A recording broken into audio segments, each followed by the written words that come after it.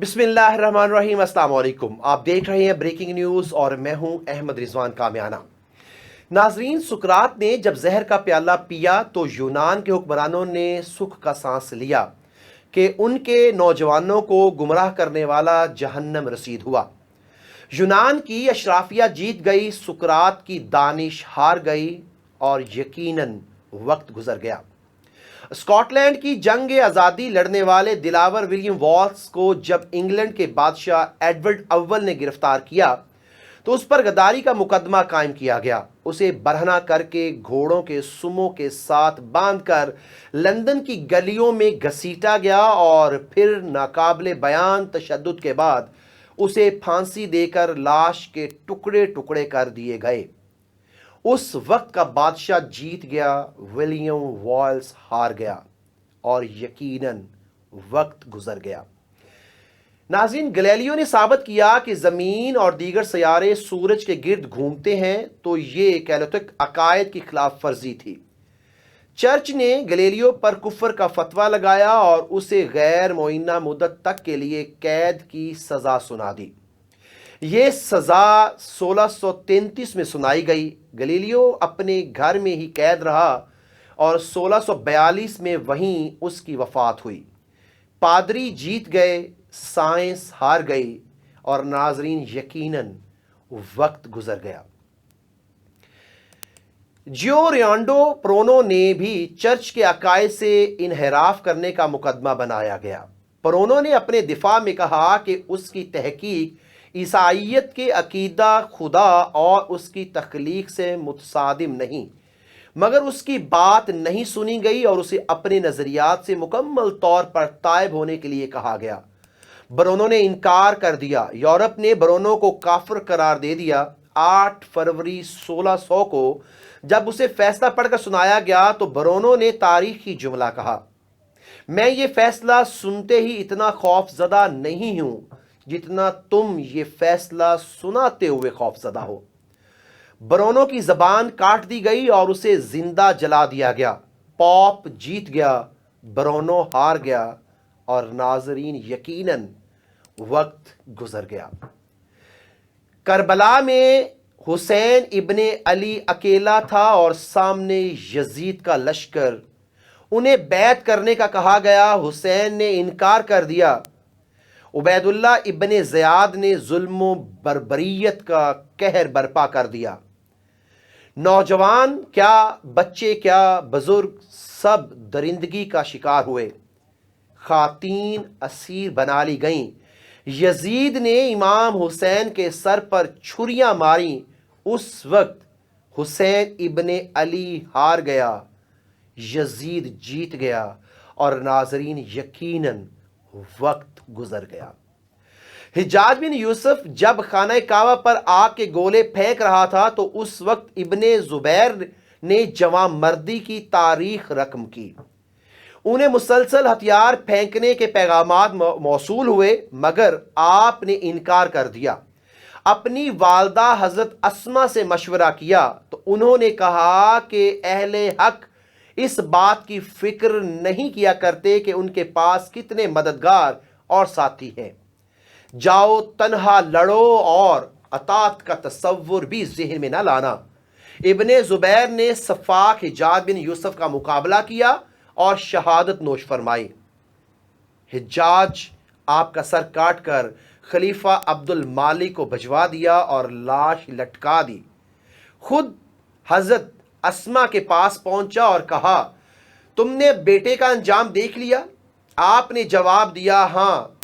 तूने उसकी दुनिया खराब कर दी और उसने तेरी उकबा बिगाड़ दी।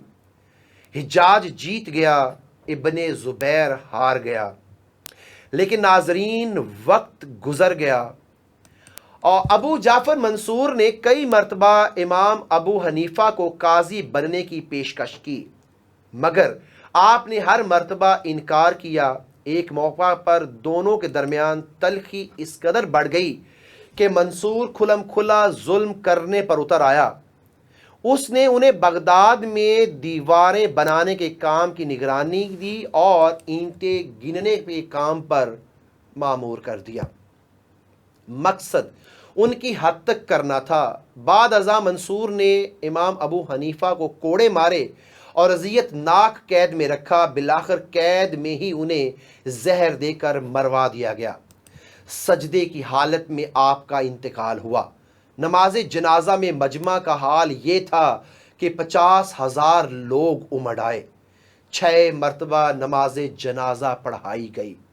منصور جیت گیا، امام ابو حنیفہ ہار گئے، لیکن ناظرین وقت گزر گیا۔ ذوالفقار علی بھٹو کل کی بات ہے جب مارشل لا لگایا گیا، بھٹو کو قید کیا گیا، عبرت کی مثال بنانے کی دھمکیاں دی گئیں۔ تب بھٹو اور ضیاء الحق کے درمیان صلح کی کوششیں بھی کی گئیں، مگر شاہ نواز بھٹو کے فرزند نے کسی نامعلوم مولوی کے بیٹے سے ہارنے کی بجائے تاریخ میں زندہ رہنا پسند کیا۔ کیس چلایا گیا، ججز کے بینچ نے ان کو پھانسی دے دی۔ ان کے جنازے میں درجن بھر افراد شامل تھے۔ اس وقت آمریت جیت گئی، ضیاء جیت گیا، بھٹو ہار گیا، اور ناظرین وقت گزر گیا۔ تاریخ میں ہار جیت کا فیصلہ طاقت کی بنیاد پر نہیں ہوتا۔ یونان کی اشرافیہ سقراط سے زیادہ طاقتور تھی، مگر تاریخ نے ثابت کیا کہ سقراط کا سچ زیادہ طاقتور تھا۔ ولیم والز کی دردناک موت کے بعد اس کا نام لیوا بھی نہیں ہونا چاہیے تھا، مگر آج ایبرڈین سے لے کر ایڈنبرا تک ولیم والز کے مجسمے اور یادگاریں ہیں۔ تاریخ میں ولیم والز امر ہو چکا ہے۔ گلیلیو پر کفر کے فتوے لگانے والے چرچ اپنے تمام فتوے واپس لے چکی ہے۔ رومن کیتھولک چرچ نے 350 سال بعد تسلیم کیا کہ گلیلیو درست تھا اور اس وقت کے پادری غلط۔ برونو کو زندہ جلانے والے بھی آج یہ بات مانتے ہیں کہ برونو کا علم اور نظریہ درست تھا اور اسے اذیت ناک موت دینے والے تاریخ کے غلط دوراہے پر کھڑے تھے۔ کربلا کے شہید کا غم آج پوری انسانیت مناتی ہے، پھر وہ مسلمان ہوں یا کافر، اور یزید لعین ٹھہرا تاریخ میں حجاج بن یوسف کو آج ایک ظالم اور جابر حکمران کے طور پر یاد کیا جاتا ہے، جس کی گردن پر ہزاروں بے گناہ مسلمانوں کا خون ہے، جبکہ حضرت عبداللہ ابن زبیر شجاعت اور دلیری کا استعارہ ہے۔ حجاز کو شکست ہو چکی ہے، ابن زبیر فاتح ہیں۔ جس ابو جعفر منصور نے امام ابو حنیفہ کو قید میں زہر دے کر مروایا، اس کے مرنے کے بعد ایک جیسی 100 قبریں کھود دی گئیں اور کسی ایک قبر میں اسے دفن کیا گیا تاکہ لوگوں کو یہ پتہ نہ چل سکے کہ وہ کس قبر میں دفن ہے۔ یہ اہتمام اس خوف کی وجہ سے کیا گیا کہ کہیں لوگ اس کی قبر کی بے حرمتی نہ کریں۔ ناظرین، گویا تاریخ کا فیصلہ بہت جلد آ گیا۔ ضیاء طیارے میں جل گیا، آج اس کی قبر پر کوئی نہیں جاتا، جبکہ بھٹو کو پھانسی دینے والی عدالت نے اس فیصلے کو غلط قرار دیا۔ بھٹو شہید ٹھہرا، آج گڑھی خدا بخش میں اس کی قبر ہزاروں لوگ دھمال ڈالنے آتے ہیں۔ آج سے 100 سال بعد ہم میں سے کوئی بھی زندہ نہیں رہے گا۔ تاریخ ہمیں روندتی ہوئی آگے نکل جائے گی۔ آج ناظرین یہ فیصلہ کرنا مشکل ہے کہ ہم میں سے کون تاریخ کی صحیح سمت میں کھڑا ہے اور کون تاریخ کے غلط دوراہے پر ہے، کون حق کا ساتھی ہے اور کون باطل کے ساتھ کندھا ملائے ہوئے ہے، کون سچائی کا علمبردار ہے اور کون جھوٹ کی ترویج کر رہا ہے، کون دیانتدار ہے اور کون بے ایمان، کون ظالم ہے اور کون مظلوم۔ ہم میں سے ہر کوئی خود کو حق سچ کا راہی کہتا ہے، مگر ہم سب جانتے ہیں کہ یہ بات دنیا کا سب سے بڑا جھوٹ ہے، کیونکہ اگر ہر شخص نے حق کا علم تھام لیتا ہے تو پھر اسے دھرتی سے ظلم اور ناانصافی کو اپنے آپ ختم ہو جانا چاہیے۔ لیکن سب اچھی طرح جانتے ہیں کہ ہم اس منزل سے کہیں دور بھٹک رہے ہیں۔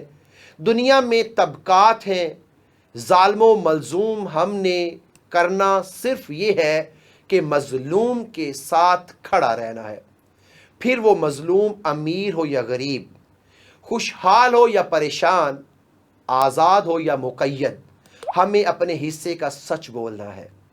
आज से 100 बरस बाद अलबत्ता जब कोई मुअर्रिख हमारा अहवाल लिखेगा तो वो एक कसौटी पर हम सबको परखेगा, मगर अफसोस कि उस वक्त तारीख का बेरहम फैसला सुनने के लिए हम में से कोई भी जिंदा नहीं होगा।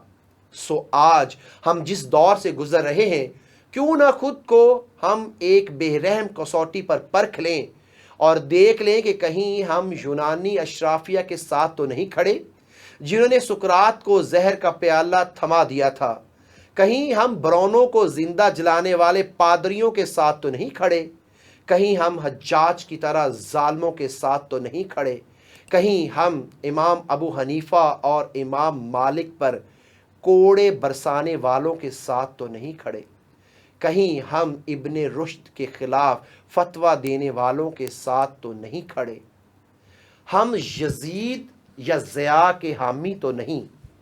कहीं हमें तारीख की गलत समत में तो नहीं खड़े।